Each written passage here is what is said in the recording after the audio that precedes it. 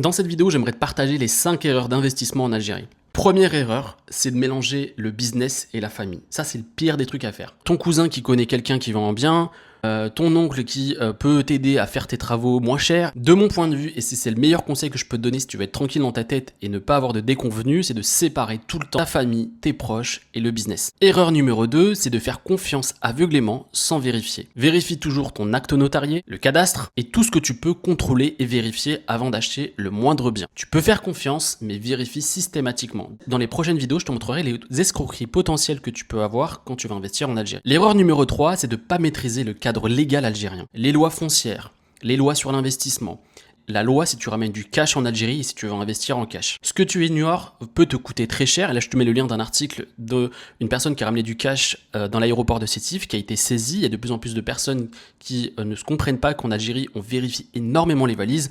Et donc, si tu veux encore investir à l'ancienne avec du cash, de mon point de vue, c'est la pire erreur. Et pourquoi, je te le dirai dans les prochaines vidéos. Erreur numéro 4, croire que l'Algérie, c'est le Far West et que tu peux faire tout et n'importe quoi. Il y a des règles, il y a des lois, et il y a aussi des contrôles. Et depuis la nomination de Abdelmadjid Tebboune, il essaye de mettre l'économie en rail et surtout de mettre des cadres dans pas mal de choses, notamment sur le blanchiment d'argent. Essayez de comprendre les lois, les législations algériennes avant d'investir le moindre euro. Parce que si tu sous-estimes ça, c'est l'échec garanti. Erreur numéro 5, ça va faire un peu jaser, mais de venir en Algérie avec une mentalité coloniale. En fait, il y a beaucoup de franco-algériens ou d'Algériens de la diaspora qui pensent savoir mieux que les locaux. Le marché algérien, il a ses propres codes. Et si tu les respectes pas, et si tu respectes pas le cadre, tu vas perdre de l'argent, tu vas avoir une mauvaise expérience. Donc de mon point de vue, l'humilité et l'adaptation, c'est ce qui va te permettre de mieux t'imprégner du marché, de mieux comprendre le pays et de mieux investir. Avant d'investir le moindre dinar, essaye de prendre le temps de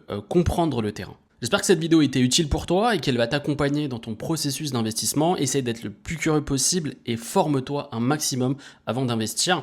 Et dis-moi en commentaire si tu as déjà investi ou si tu as déjà eu des erreurs que tu as commises et qui t'ont fait perdre de l'argent ou du temps. Dans les prochaines vidéos, je t'apporterai également d'autres conseils.